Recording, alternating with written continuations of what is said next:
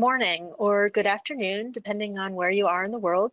My name is Kathy Kroll. I am a co-director of technology transfer for the Innovative Bridge Technologies Accelerated Bridge Construction University Transportation Center at Florida International University. We welcome you and roughly 1,200 other registered sites for today's 179th webinar in our monthly webinar series. Today's featured presentation is Delaware DOT's Accelerated and Innovative Project using entirely Precast. The project is US 13 over Blackbird Creek. Kevin Lindell and Nicholas Dean with Delaware DOT are presenting. We'll start with a few announcements and then we'll move into the presentation that will last approximately 40 minutes. The presentation will be followed by a question and answer session. First and foremost, the 2026 World Bridge Engineering Conference that is coordinated by the IBT ABC UTC will be held in Miami, Florida, December 1st and 2nd of 2026. This conference is co-sponsored by US DOT and 32 state DOTs. On a personal note, this conference used to be the Accelerated Bridge Engineering Conference, and it was one of the first bridge engineering conferences that I had the privilege to attend. That was back in 2017 when I was with the New Mexico DOT. I found such great value in the conference content and the networking opportunities there that I've attended every subsequent conference. And of course, I ultimately joined the UTC's leadership team. I feel even more strongly now in the value of this conference because the UTC has added the additional emphasis of the innovative bridge technologies, which has opened us up to lots of cutting edge topics. I can't emphasize enough the value I found in this conference, as it has helped me keep up to date on the relevant topics in our industry and helped me develop a professional network of truly remarkable people. I really recommend that anyone who can register and attend the conference. Registration will open soon, likely in early March.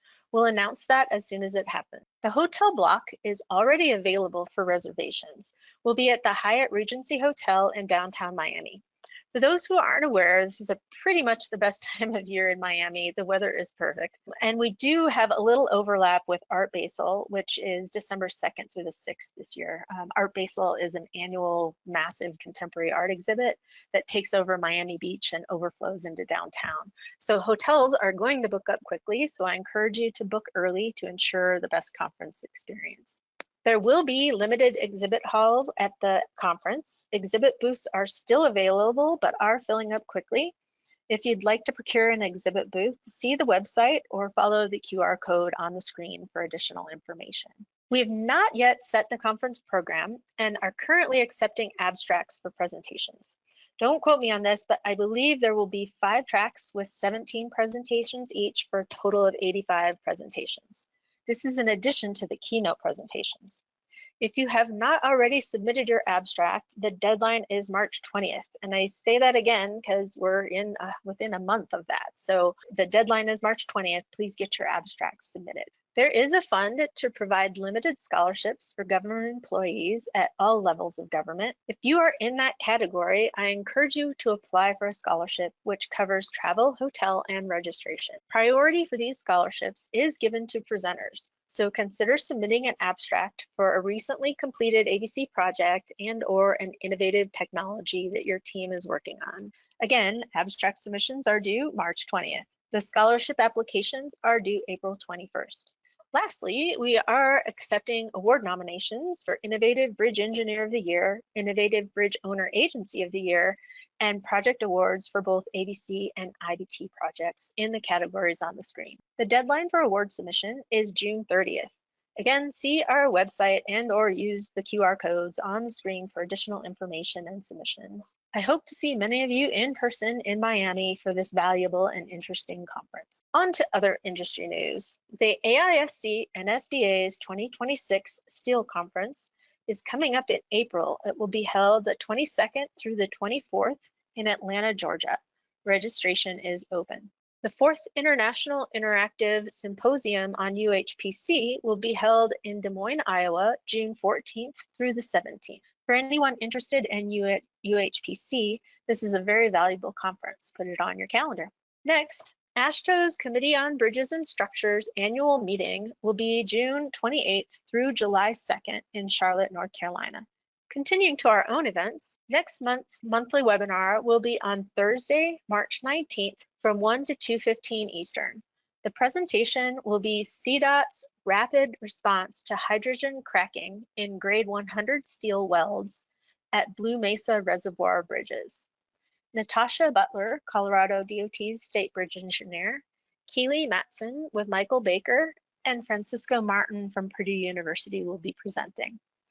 Registration is open. You can sign up on the IBT ABC UTC website. Usually we only announce webinars 1 month in advance, but I'm quite excited about our April 16th webinar. The presentation will be on the $6.4 billion Gordie Howe International Border Bridge. It's the longest cable stay bridge in North America at 853 meters. That's more than a half of a mile long. This will be a very interesting presentation. Mark April 16th on your calendar. Last announcement, on April 24th, we'll be holding our quarterly research seminar from 1 to 2:15 Eastern. The featured project will be a comprehensive formulation prioritizing bridge interventions subject to flood hazard. Our colleagues from FAMU FSU will be presenting. Registration is open, sign up now. That's all for announcements. On to our housekeeping items. As many of you may know, these webinars are recorded and posted on the IBT ABC UTC website in the section titled Monthly Webinar Archives.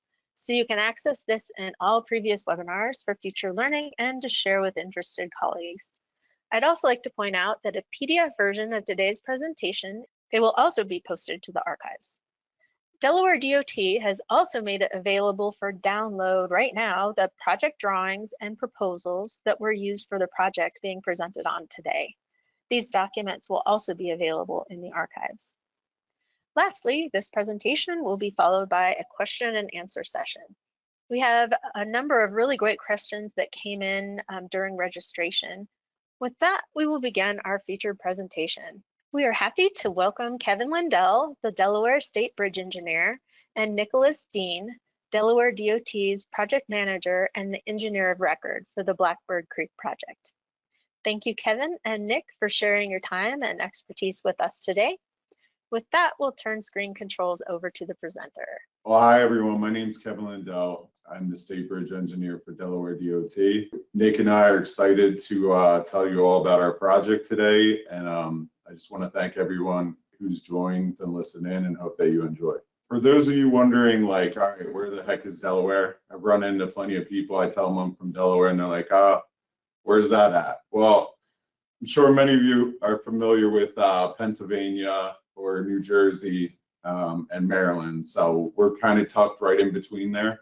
And our state is made up of 3 counties. All right, so here's a blown up version of our state. And as I mentioned, we have 3 counties, the northernmost, central, and then southern county, where some of you may have visited our beaches in Sussex County. Some fun facts about Delaware. We're known as the first state, and that's because we were the first state to ratify the Constitution. We're actually the 2nd smallest state behind Rhode Island. Our population just surpassed recently a little over 1 million for the state of Delaware. And a large percentage of that is actually in our northernmost county, Newcastle County. Our state bird is the Blue Hens. I think our football team actually made the college football playoff this year, so you might have seen them. Quick rundown of our bridge inventory. So the state has a total of 1,822 bridges. Of that, DelDOT, the state, owns 1,804 of those bridges. Roughly 99% of our inventory we own and maintain. We have 855 MDI length bridges, with 326 of those being on the national highway system. And then just a quick rundown. So for our bridge inspections, we perform about 80% of those with in-house staff. And for our designs, we perform 65% of those with in-house designers. The rest, we use consultants for the inspections and the design. And then our bridge section is made up of 3 main components. So we have our subsections. We have bridge design, bridge management, and bridge maintenance and construction. All 3 of those units are housed in the same building, and we are in communication with each other, see each other face to face every single day. So that's a huge advantage that we have, all being co-located together. Our innovation in Delaware. So our ABC implementation, I believe we first used UHPC on a project that was in construction, I believe back in 2015. But even the former State Bridge engineer and the one before that, they were always open to innovation. We have great designers, just forward thinking, trying to use innovative materials. We kind of jumped on the ABC train early, and we're like, hey, let's try it, let's go for it. And we've had a lot of great success with it to date. But so some of the things we've used UHPC for are longitudinal joints, precast slabs, UHPC with our link slabs. We're currently doing a job on I-95 interstate right now, where we are overlaying 4 decks, 4 bridges out there with UHPC overlays. And to date, we've done roughly around 30 projects where we've implemented some type of, whether it's ABC or some type of innovative material that we've tried and had pretty much success with almost all of them. And then so mainly just our push towards institutionalization of everything ABC in general. We want to get the precast details into our bridge design manual, have them standardized in our specifications. Continuing forward, moving towards how can we build our bridges with better materials. Safety is a big thing as well. So if we can get something built much faster, especially on a high ADT roadway where typically you would be doing phased construction, the safety of our workers and the safety of the traveling public, that all those factors go into it. And then the last thing I'll mention is we actually have a project identified right now where our goal is to go full 3D digital model with it, hand it off to the contractor. So that's our next avenue that we're approaching. And we're actually going to do that job through CMGC to work with the contractor through the project. All right, so just real quick, let me introduce Nick. Nick is one of our shining superstars. He's always had the initiative or taken the initiative to like, hey, how can we do this better? What are he's very creative thinking. I couldn't be happier to have him on our team. And so with that, I'll hand you over to Nick Dean, who was one of the biggest reasons for the success for this project. So go ahead, Nick. All right, thank you, Kev. I will give you that $20 it cost me to get you to say all those nice things after this webinar.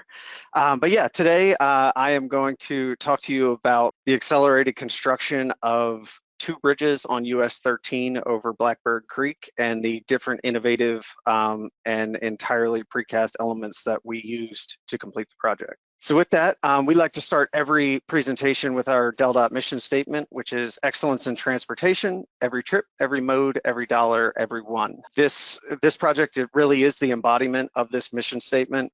We kind of took this to heart when we were trying to deliver this project. Small project overview, Kevin showed you our state, relatively small. This project is located in the upper third of our state, so Newcastle County, but somewhat towards the middle. So, and then you see just a blown up view.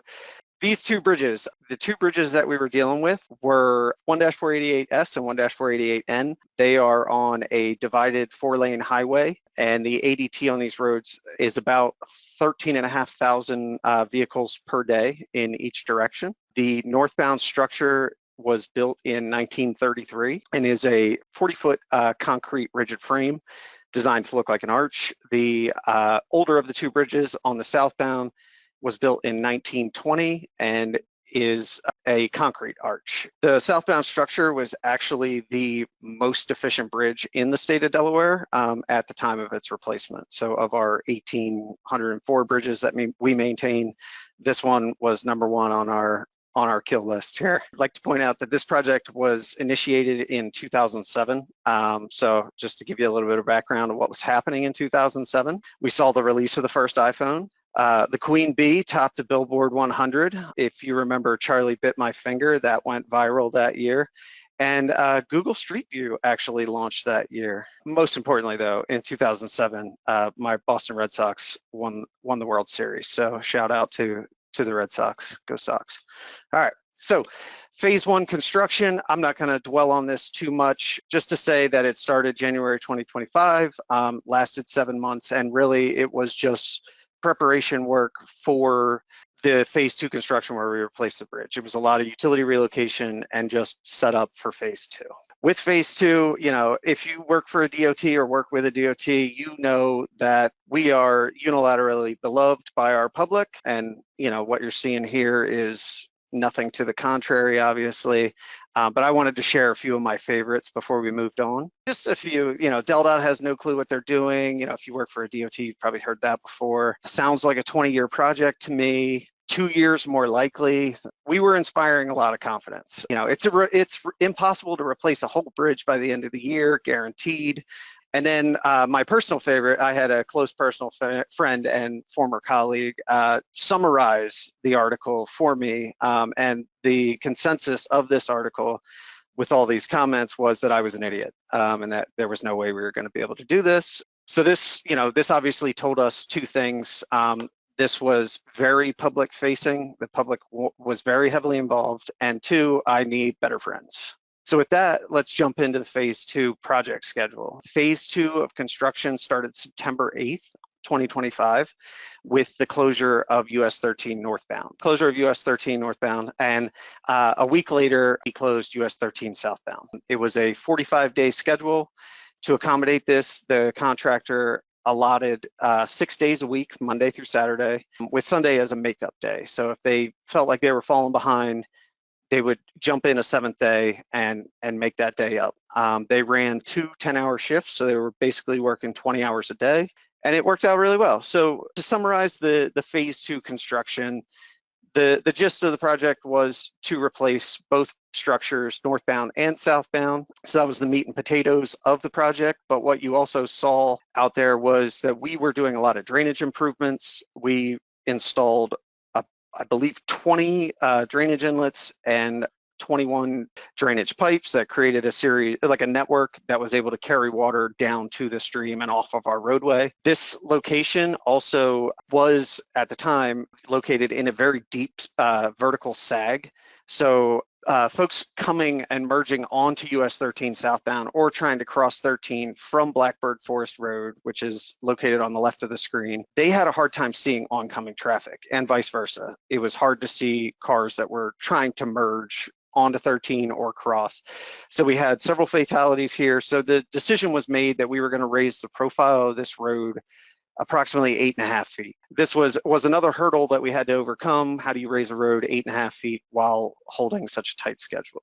Like I said, September 8th, we started with the full road closure of US 13 northbound. I got out there, it closed at midnight. I got out there at about 1:30, and by 2 a.m., you see the picture on the left, and by 4 a.m., the first bridge was rubble in the channel. So the contractor, you know, hit the ground running. They knew they did not have time to spare, so they mobilized all of their equipment, demoed the bridge as quickly as they could, and within 2 hours had it rubbleized in the channel and ready to be removed. So with that, you know, that kind of led the way to the installation of our actual bridge elements. I'm not going to walk through each element on this slide just because I'm going to talk about it. But the big takeaway with precast elements that we had to be very cognizant of is that we were using much tighter tolerances compared to your cast and place methods. You don't get the fudge factor, if you will. You don't get to make it up on the back end if something is installed improperly.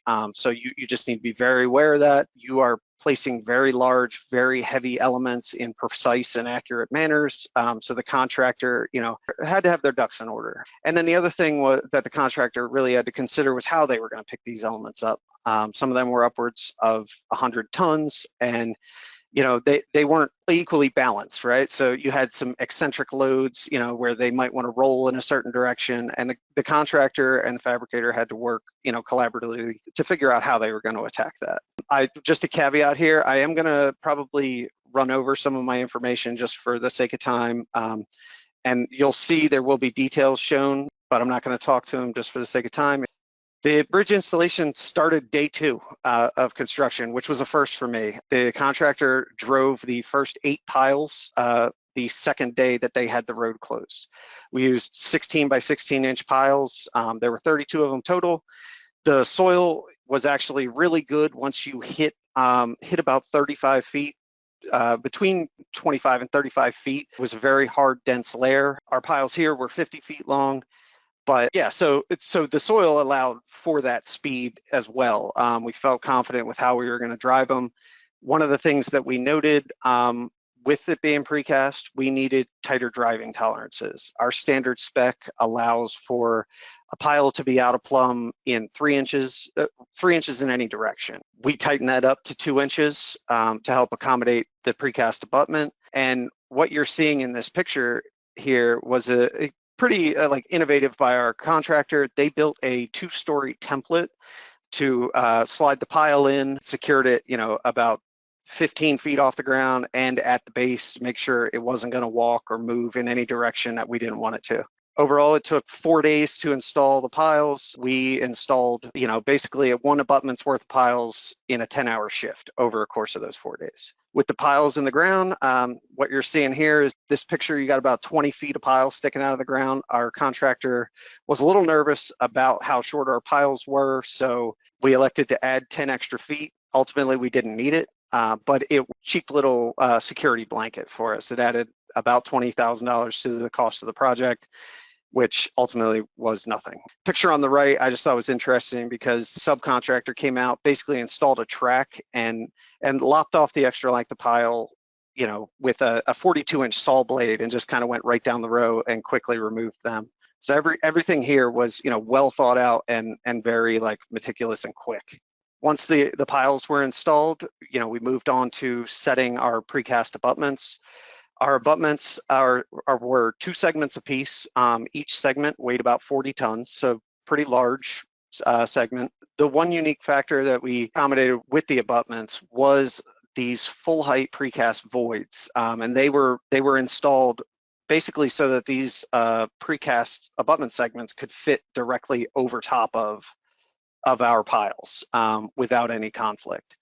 It took less than an hour to install per abutment, and again, because of the different aspects of work going on, this was done over a 4-day period. So what you're seeing here, picture on the left is the segment being carried in. You see the 2 different segments. Again, they were very meticulous about making sure, 1, the abutments were set at the right elevation, and 2, they were set, laterally where they needed to be and fit up correctly over top of the piles. So once the abutments were set, then came the closure pour. You see how the pile actually fits directly into this voided slab. There's about 4.5 inches of play on the diagonal from each diagonal edge of the pile. Once the abutment was over, we prepared for the closure pour. We dropped studded rebar into those 6 holes that you see, and then poured a high early strength concrete in the void. From there, we moved on to setting a precast T-wall. This was huge for us. Not only was this a first in Delaware, but this also helped facilitate the avoidance of an existing utility line that would have been an absolute nightmare to relocate. It also, helped us keep the speed up, and with us raising the road, roughly 9 feet, it also helped us to really limit our impacts, into wetlands to the east and the west. So the T-walls, it was roughly 500 linear feet of wall, and each T-wall, the total height of the wall was 10 feet tall, with 2 segments, so 5-foot segments each. Took 77 different precast segments, and the installation took about 8 days. So just walking you through what you're looking at here. With T-walls, the biggest thing and the most time-consuming thing is making sure your sub-base is set correctly, making sure you're graded correctly and at the right elevation. You see on the picture on the left, contractors, doing their due diligence here. This was probably critical path for this installation of this element. Middle picture you're seeing is the first layer going down, and then the last picture you're seeing is some of the backfill applied to the first layer, and then the second layer of the wall going down. And it's hard to see in the third picture, but this was set with small equipment, just like an excavator was able to pick up and set each element. Our superstructure for the bridge consisted of deck bulb tees. This isn't the first time we've used it in Delaware. It's actually, I believe, the second installation that we had, but we do have 2 or 3 other projects that are coming where we see the merit in this, and we've started to implement this more. Each bridge consisted of 8 beams, and each beam weighed, I think, a little over 100 tons. Span length was 120 feet with the total beam length of 125. Installation for these elements took place over 2 days for each bridge. It took them roughly 4 to 6 hours to set the first 2 beams on the first bridge, and then every beam after that, it took roughly about 35 to 40 minutes. So it was impressive to see the contractor, able to pick up speed from that standpoint. Just walking you through how the installation went. The 125-foot beam was loaded onto a 175-foot trailer and then backed up into position. I found this fascinating as somebody who, can't parallel park their Mazda 3. So, this was impressive for me. What you're seeing here is the contractor, attaching their lifting loops for the crane. And then from there, a 500-ton crane was able to pick up the beams in a single piece. They weren't able to actually boom out and set the beam solely with one crane. So what the contractor did was they installed a temporary support. Basically, the 500-ton crane lifted it, walked it out to this mid-span support. They strapped it down, and then they actually reconfigured the lifting loops and had a crane on the north side pick up the other end. So when they adjusted it, they had the 500-ton crane on the south side to the right of the photo, and a smaller crane to the north side on the left. And from there, they worked collaboratively to set these elements. And it was very impressive to see, because you're dealing with, very precise picks, very large picks, not necessarily like uniform loads. And to have 2 people operating huge pieces of machinery, at the same time, basically operating as a hive mind was impressive to watch. This is just a couple photos to emphasize how tight these tolerances were and how tight these joints were. We used UHPC joints here, and what you can see is these joints are only about 6 inches wide, and those 6-inch joints have reinforcement sticking out from each beam into those joints. So your play really is only, an inch on either side of these beams before you run into reinforcement conflicts. The other thing to note was, how good of a job our fabricator and our precaster did with laying out the reinforcement.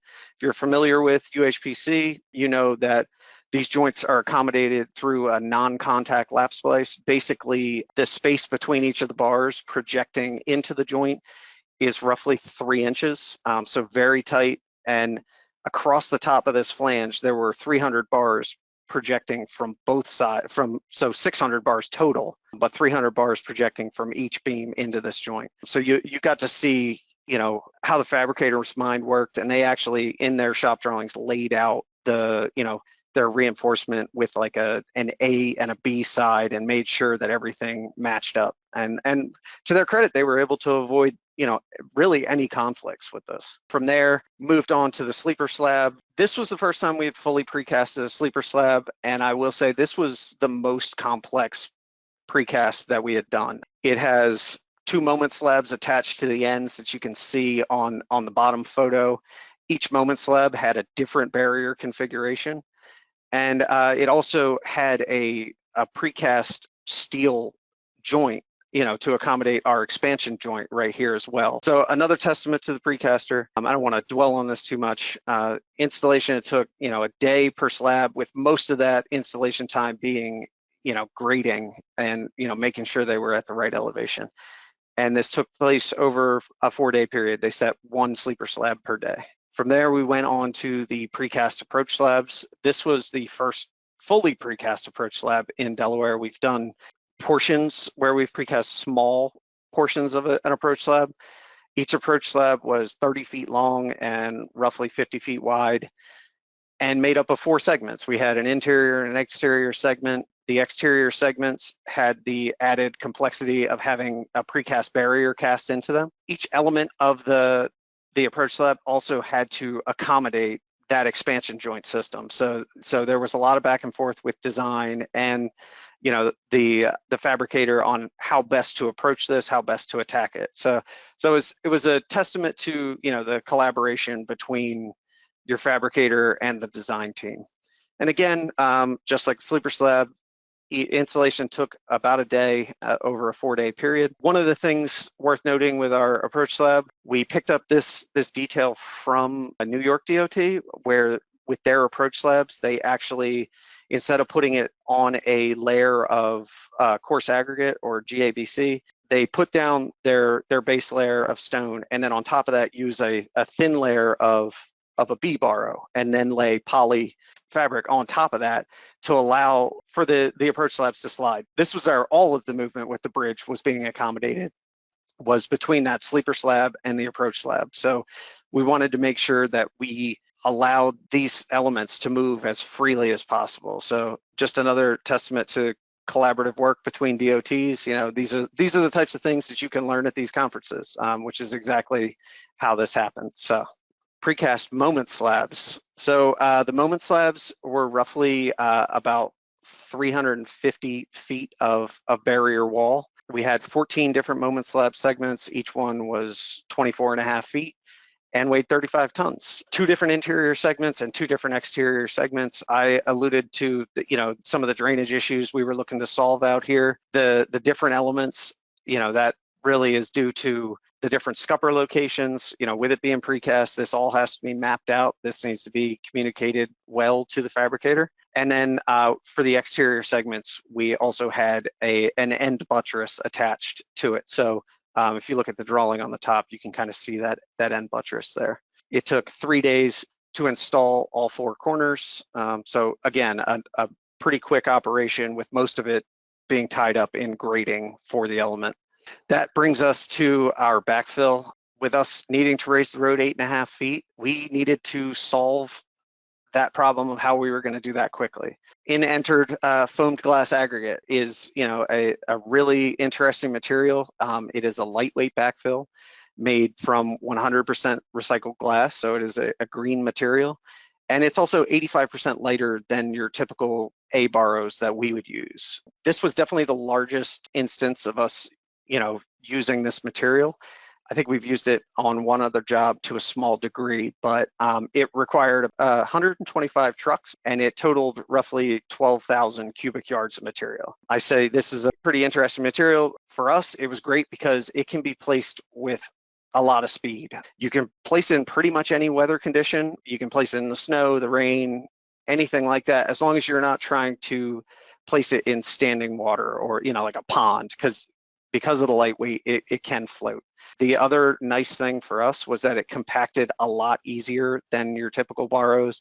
We were able to lay it down in much thicker lifts. We require, like our typical A-barrows, to be laid in 6-inch lifts. This could be laid in 2-foot lifts. Like a profile change of this height, a normal barrow material would require a quarantine period where, you want that material to be able to settle out, during construction before you put it in its final elevation. With this, it compacts very quickly and you don't need that quarantine period. It took 14 days to install this material, and that really was just due to the fact that there was just so much of it. And you'll see that on the next slide. When you're doing the foam glass, the big thing is you want to encapsulate it in geotextiles. So the first picture on the top left is what you're looking at with the geo fabric. Picture number 2 on the right, you see just the massive amounts of foam glass that were used. So they would just dump truckloads of it. A bulldozer, so a small piece of tracked equipment, was basically able to push it into place, back over it about 4 times, and it was able to reach full compaction from there. And then naturally, what you want to do when you accelerate your construction project is have one of your concrete lab vans get stuck in the material. So we just left that there. It's a structural van now. But yeah, no, I'm kidding. So, and then the fourth picture is the final compacted state of the foam glass. It was interesting walking in the foam glass in picture 2. It was a lot like, trying to walk or run in loose sand. And then when it's compacted in place, it's just like walking on, a GABC. Once, this reached its final elevation, we topped it with a 1.5 foot of A-barrow, and then our 18-inch pavement box. I'm not going to dwell on this this slide too much for the sake of time. All of our joints were done with UHPC. For our spec, we require a minimum of 17.5 KSI of compressive strength. If you do have questions about UHPC, most people are familiar with it, but if you do, I'm happy to answer them as best I can. The big thing with UHPC, and being lucky enough to be, with DelDOT and, being a small state, we're able to experiment with these materials. So we are kind of, one of the leaders in the country with using this stuff. And one of the things we've found is your preparation for your joints and your formwork sets the tone for your UHPC pour. The preparation work really is your critical item. You need the contractor to understand the material, to talk with suppliers. Your designers need to talk with suppliers. They need to have an understanding of how this material works. We require our contractor to submit a placement plan in advance of the pour, and that is to lay out, what personnel are you, setting to do this work? What equipment are you using? What is your installation method? And we have to approve that. We've had contractors in the past, try to cut corners here, and that this step of having a placement plan alleviates a lot of risk on our end. With the proper formwork, you need watertight integrity. These joints need to be sealed. On the last slide, I kind of alluded to the fact that UHPC, it flows a lot like pancake batter. So if you do not have a watertight form, if you end up with a leak, they can be very hard to stop. So UHPC is a more expensive material, and it can, if you're losing material due to a leak, you can lose tens of thousands of dollars really quickly. We like to use the old adage that slow is smooth and smooth is fast. The slower and more methodical that our contractors are with their formwork, the smoother and faster the pour goes, because you're not fighting the UHPC. You're not trying to fight these leaks. You're not trying to force it into areas where it should naturally go if you plan your pour correctly. The photos you're seeing, so the photo in the top left is a picture of the top form that we require for the beams. Basically, on either side of our beam, there's a piece of compressible foam that is tightened down with tie rods, and it makes this watertight, snug seal. The buckets you see spaced periodically along the beam, they're at every 10th points. This allows for a pressure head to be kept in the joint. The UHPC is going to flow, so it's going to find the lowest point. So what you need to do is keep these buckets full, have them full of UHPC, and it'll force that UHPC into every nook and cranny of that joint. The picture on the right, I think is just a good testament to, that's good formwork right there. This contractor did not lose a drop of UHPC here, and it's due to their work on the formwork. Below the bottom picture, that is our approach slab joint for this. It mimics FHWA's shear key joint for an adjacent box beam to a T. So we were able to kind of borrow that from our adjacent box beams and kind of repurpose it. And what you're seeing, if you look below the bars, is you're looking at like a foam backer rod that the contractor stuffed down in there to get that compression and really seal that and get that watertight integrity.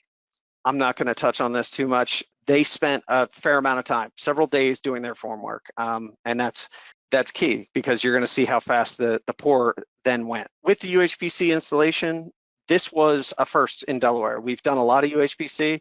This is the first time we've ever batched UHPC at a concrete plant. Mixing process was roughly an hour and a half. It was delivered from the concrete plant in a ready mix truck, and just by agitating and spinning the ready mix truck periodically, they were able to keep the material workable for 4 hours, which is incredible. Just to give a little background, if you're not familiar with UHPC, when it's not done this way, is done in like high shear, high energy mixers. They take up a lot of space. Our experience is that one of them is going to break and slow down production. You have a lot of people running back and forth. It can congest the site, and it can get messy really quick. Once in the ready mix truck, they then loaded it into a concrete hopper, and it was placed from the concrete hopper. The concrete hopper was basically attached to a crane and just ran down these joints. So installation time for the end diaphragms, it took an hour and a half per bridge. So each end, they were able to do that in an hour and a half, and they did that over 2 days. The longitudinal joints took longer. just because they were, 120 feet of joint that needed to be poured. So it took 4 hours to do each bridge. And some of that time is obviously tied up in, doing your top forms, keeping your pressure head buckets filled. It's overall a pretty quick installation. The approach slabs were probably the fastest with an hour and a half per bridge. So they poured 3 joints on each end of the bridge, boom, boom, boom, and we're done in an hour and a half. With that, move to one of the things that we used on this project from a contracting side of things. We decided with the complexities associated with this project, with the public facing aspect, to incentivize and disincentivize phase 2 of construction. We incentivized it to the tune of $20,000 per day for each full calendar day that the roadway was open. We did award the contractor 4 additional days because of a few design changes that occurred during construction.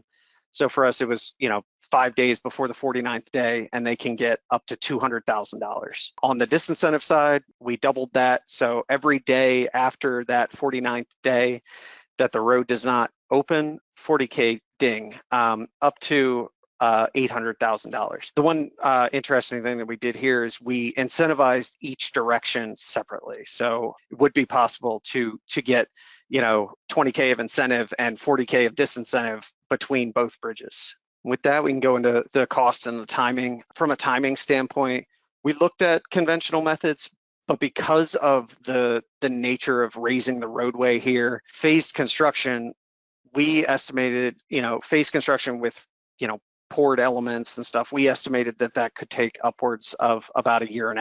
For this, the contractor was able to open the northbound direction of US 13 in 43 days, and even more impressively, was able to open the southbound in 37 days. So like I mentioned, they had staggered the closures between north and southbound, so it was really a total of 44 calendar days. So this is a pretty staggering difference to take note of. From conventional construction costs and accelerated bridge construction costs, the contractor estimated just over $12 million. And so this does not include our construction engineering costs, your inspection costs, all that kind of stuff. But yeah, this was our ABC estimate. Using conventional methods and the phased construction, because of the amount of sacrificial steel sheeting that would be needed to maintain the elevation difference between the 2 phases, and the additional cost of just being out there for so much longer, we actually found it unique that this project would be cheaper to do with accelerated bridge construction, which is not always what you see. A lot of times you're trading a higher cost for a higher speed. This was a unique scenario. We didn't have to have a trade-off. It was cheaper ultimately, and it was infinitely faster. So I don't know if I mentioned this, but the contractor was awarded the full $200,000 of incentive, and it was well deserved. From a total cost breakdown of that roughly $12.1 million, we'll say $6.5 million of it was associated with the accelerated bridge construction elements. So that did, carry a bulk of the cost, and that also includes your foam glass as well. From an ABC breakdown, your major costs were the deck bulb tees, so your superstructure at just under $2 million, and the foam glass. The foam glass we found that we got back was $140 a cubic yard, which is, I think for us, we see a borrow come in at $60. So it was a much higher cost, but the benefit in our eyes was, we accelerated this heavily. So for us, it was an easy decision. Lessons learned. I've given a few of these before. I like to emphasize communication, whether that's precaster and the designer talking, the contractor and the department, and inspection and design. It needs to be a team effort. It can't be everybody, is in their own corner, and, you're battling each other, because you're going to derail the project very quickly. With the precast elements, you saw some of the details. There is an increased level of detail. You need to think through these on the design side, because there is no fudge factor in the field anymore. Your connections, your tolerances, these need to be key. You need to think through how these elements are going to go together. With ultra high performance concrete, formwork is key. And for us, we saw a lot of merit to offsite mixing and ready mix trucks. in our mind could be the future of UHPC. This was impressive to watch. As far as future applications, Kevin kind of alluded to this. We want to shift this to more standard practices. I love Utah DOT's approach where accelerated bridge construction is not accelerated bridge construction anymore. It is just bridge construction. And that's where I want Delaware to head. And that is where I think we ultimately are headed. So I put up some resources here. If you have, any questions or want to see some details, feel free to check these out. There are some of our standard construction details, our bridge design manual. We update this periodically. We're still trying to institutionalize some of these accelerated bridge construction techniques into the bridge design manual, but you will kind of see them slowly being added. And then I provided my email again if you have any questions that want to reach out. I'm going to skip this and maybe we can go to the questions and we can circle back to this because we had a minor aside.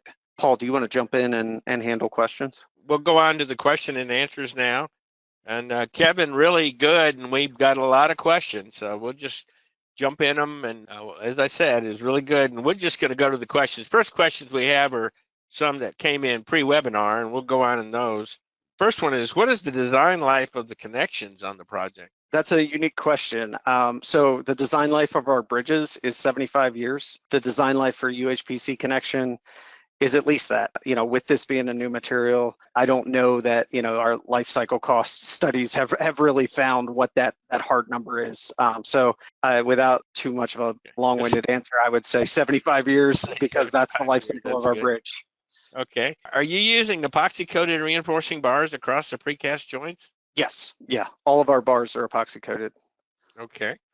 And then one more on that. It says the guy was interested in the long-term serviceability. Have there been any cracking, spalling, or delaminations in the connections so far?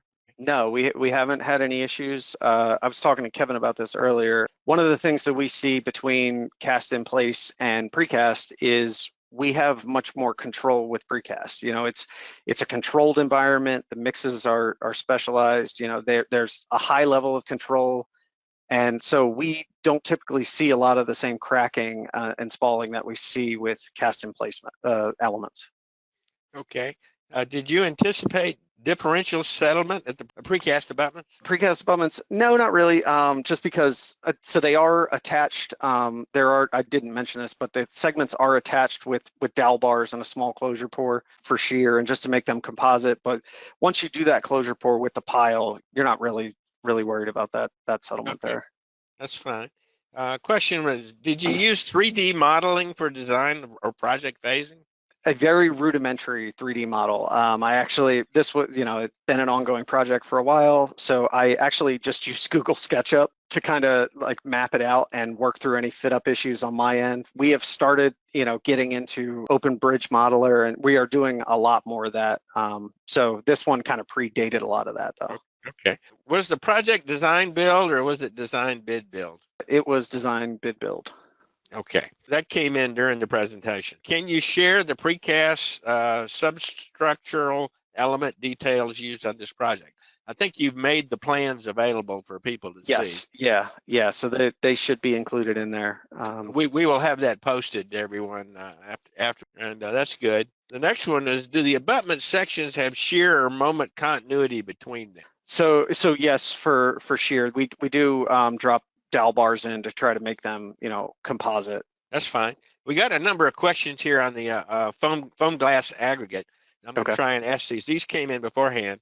The first question was, why did you use the foam glass aggregate instead of conventional aggregate? I think that was the speed. You might comment on that. Yeah, the speed, both from a placement standpoint, we were able to place it in much larger lifts, and from the standpoint of not having to quarantine and worry about settlement. The other reason we used foam glass was there was a small concern about settlement of the existing subgrade. With us, adding roughly 9 foot of fill, you're adding a lot of weight. So trying to minimize that as much as possible was, those were the 3 main factors. Here's one that came in beforehand. It says, what feedback did you get from the contractor involved in the project? So I was hoping you were going to ask this question. The contractor loved it. They were incredible to work with. They were hungry to do this job. They, they're a contractor that wanted to put their stamp on bridge design in our area. So, and to their credit, they did it. They got the incentive. I bet they were happy. Oh, they were hungry for that, for sure. Yeah. Okay. The question here was, were driven piles used as the foundation elements? This came in beforehand, and they asked about the tolerance. I think you covered that. I don't know if you want to add anything to that. Yeah, just to say that, we did tighten our tolerance for how much we would allow it to be out of plumb. To the contractor's credit, they used this large beefy steel template, and we allowed 2 inches, in any direction. I don't think they were a half inch off. That was neat. That covered it up. It gave you a definite direction. But that far off the ground. That was really neat. Then another question was, why didn't you consider steel piles, particularly the way you can cut them off real quick? But was that just your foundation investigation that with the friction piles? Yeah. We actually had a project. It was a pilot project where it was fully precast, about 2,000 feet upstream of this project, and we drove concrete piles there. The soil profile was very similar, almost identical, so we felt confident with that approach. Okay. And so once we hit that hard layer, the piles just stopped. And the question was, how did you cut off a pre-stressed pile? They have those pinchers that pinch them off pretty clean. Okay. Yeah, and then to cut the pile off itself, I kind of showed a picture. They attached a track to each of the piles, and then a 42-inch saw blade, and just cut it straight off the top. Then was creep addressed in the various precast elements? Mostly it was a concern from with the pre-stressing strands on the deck bulb T. That was probably where we spent most of our time looking at creep, because you get that, it causes camber issues and that kind of stuff. So yeah, that was kind of where we looked at it. But all the other precast elements other than the beams, that was pretty standard. Okay. Were there any fit up issues such as unequal beam cambers or pile locations driven out of tolerance on this project? Pile locations, no, and that set the tone for the placement of every other element. The abutments hit their mark perfectly because the piles did. The beams did see a little bit of differential camber. One of the things that we did in design was we actually designed the tensile limit at the bottom of the beam at midspan for 0 allowable tension, and in doing this, it allows you a small amount of wiggle room if you have differential camber and the contractor needs to load the beam, load a beam to kind of, deflect one beam and match camber. So that was something we did in design. They didn't really have to do that.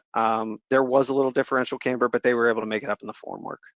Okay, along those lines, did you put an overlay on the bridge at the end? Yes, and I did not mention that.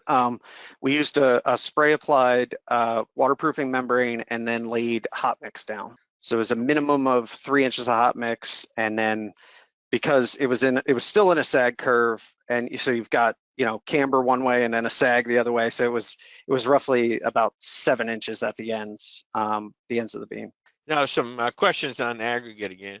Can you discuss the specification, testing requirements, and performance of the foam glass aggregate? That is included in our specification, which I did supply. But if that might require a little deeper conversation. No, that's fine. If you get the specification, that's the one y'all used on the project, and that will be that's included. It should be under the proposal. Okay, that's fine. What structural element had the largest project time benefit, and which one had the smallest benefit from being precast? I would say we have seen, our abutments really pay dividends by precasting them. We have moved towards that being much more of a standard because of the time savings that we see. Yeah, I would say that, because that affects how quickly you're able to, set your superstructure. You've got to have that concrete strength before you're able to load it. So. Okay. Here's another aggregate question. Did you update interface stiffness and shear parameters for foam glass aggregate backfill, or did you assume conventional SSI, that's soil structure interaction behavior? Man, I was really hoping for a softball question here. We did look at the unique soil properties with foam glass, and again, that's probably a a deeper dive question that, That's fine. we could do later. Okay. Were there any specialized heavy equipment needed for the project? The contractor had two large cranes. There was a 500-ton crane out there for the solo pick of the beams, but other than that, just large cranes. Okay. We got a number of questions here about the precast caps and pile fit up. And it says, how did you get a bond between the pile caps, between the piles and the caps? The piles are generally smooth. You put those bars in the top of them. Yes. And then Yeah. Were they hooked or anything, or were they just straight? They were studded. So they had a head on them. And we found that it's not been an issue. You also get some added, bond with the corrugation of the steel. I know that the steel is smooth, but that corrugation kind of helps really lock that closure pore in too. Okay. The big precast abutments, they're pretty massive. Did you have any thermal cracking issue? We did not.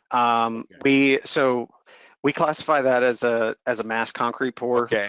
So the precaster has to, submit a plan and kind of address that. Okay, that's fine. The rebar that was installed at the top of the piles and extended into the grouted void of the abutment, how was the grout consolidated between the rebar and the holes in the pile? Was it the holes just filled up and the rebar was just stuck in? Yeah, the dowel hole was big enough that they were able to we used like a self-consolidating, concrete, and it was able to kind of work its way in there. All right.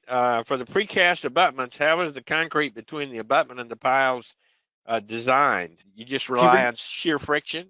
I'm sorry, how was can you the read that? connection? The precast abutments, the connection between the abutment and the piles, how was that designed? We did look at, punching shear, but, worrying about that closure pore punching out. The design checks that we did, it really didn't cause any issues. Okay. So. How long were the piles? You said 50 feet, something like that? Yes. So they were 50-foot production piles. The original design that, was submitted with the plans was 40 feet. The contractor came to us and expressed some concerns. They said, look, if we have to splice these or wait for a restrike, we're dead in the water before we really even get started. So they wanted to add 20 feet a pile. We settled at 10 and ultimately didn't need any of it. But like I kind of mentioned this, it was a cheap, security blanket for us. Okay. If we had been in a situation where we needed that extra length, it would have been great. Fortunately for us, we didn't. Okay, here's an interesting question. It says, who fabricated the precast elements? And the real interesting part here was, any shop dry fit required to assure that the elements would fit together prior to shipping? So it was Precast Systems in New Jersey. We've worked with them a lot. They seem to, especially, with this contractor, that seems to be the precaster that they prefer. We didn't have a fit up, but there was a lot of back and forth between myself, the contractor, and the fabricator. Just hours on hours of shop drawing reviews and candid conversations and that kind of stuff. But we didn't require any sort of dry fit up. All right, that's fine. That's interesting. In the steel, they do a lay down in the shop usually. Any PDA tests used for monitoring the pile driving? Yeah, we do PDA testing on. So it was one pile per abutment, which is our BDM standard, Bridge Design Manual standard, and we needed roughly 530 kips, if I'm remembering correctly, of capacity. Test piles all drove almost identically and hit, between 750 and 800 kips of capacity. So. Okay. Is that the coastal plain sediment up there where you were? Yes. Yeah. Okay, that's fine. Then we're just about out of time, so I'm going to get Bijan to come over, and he's going to ask some questions that came in during the Q&A. Really good, Nick. I enjoyed it. Thank you. I'm glad. So I'm calling a little audible here. Sorry. Bijan, we're going to go ahead and do the minor presentation detour at this juncture and peel away from Q&A. Just to let everybody know that Delaware DOT is doing some really amazing things with outreach to the community, to high school and college kids. And we really wanted to give them an opportunity to highlight that a little. So if you could stick with us for the next 3 to 5 minutes, and Nick, if you tell us what you guys are doing with that, we'd really appreciate it. It's such a problem right now, recruiting and getting kids into the program. So this is fantastic. So please let us know what you're doing. Yeah, so I am very lucky to be heavily involved in DelDOT's public outreach. For us, it started about 16 years ago with a guy named Craig Stevens. He was our state bridge design engineer for a while. He has since retired. He got it going. He saw a need in our market. We were, having trouble filling positions, and he kind of took it upon himself to spearhead that. I always like to, call attention to him because he is actually, he was my mentor. I had an internship in college, and he inspired me to want to do bridge engineering. So I would be remiss if I didn't bring that up. So like I said, started about 16 years ago. And since then, we do probably 20 to 30 presentations a year. They vary between classroom presentations. We'll do career fairs and expos. We do, state fairs where we talk to kids. We set up, we have a large Lego bridge of one of our bridges that's like 20,000 pieces, which attracts a lot of attention, get to talk to kids about engineering. So roughly we talk to about 1,000 students a year doing this. Just in bridge design, there's a team of about 6 of us that go around, and talk to these different schools, and it varies. We'll talk to second graders, through middle school, and then we talk to high schoolers. And the idea with these presentations is we want to showcase all of the different avenues that engineering can offer, and we want to showcase it to students and kids that may not necessarily think that like they're capable of something like this, but like, hey, maybe you have an interest in math or design, or maybe you just like working with Legos. This is something that is a viable option. So in addition to the presentations and career fairs that we do, we also started our Delaware Bridge Design competition.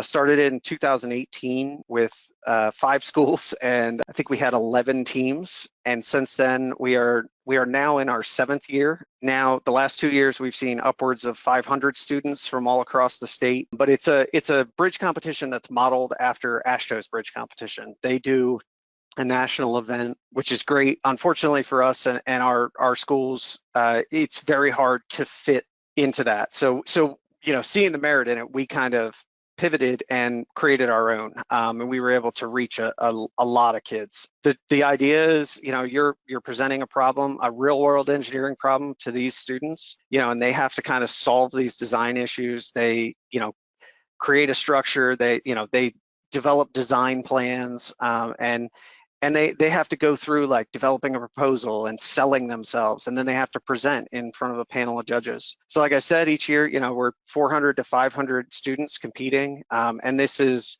middle schools, so 6th grade through 12th grade. For us, it's been incredible. We not only have the backing of our DOT, but we have the backing of all of our consultants as well. They've really bought into this. So it's kind of a community collaborative effort, which is cool to see.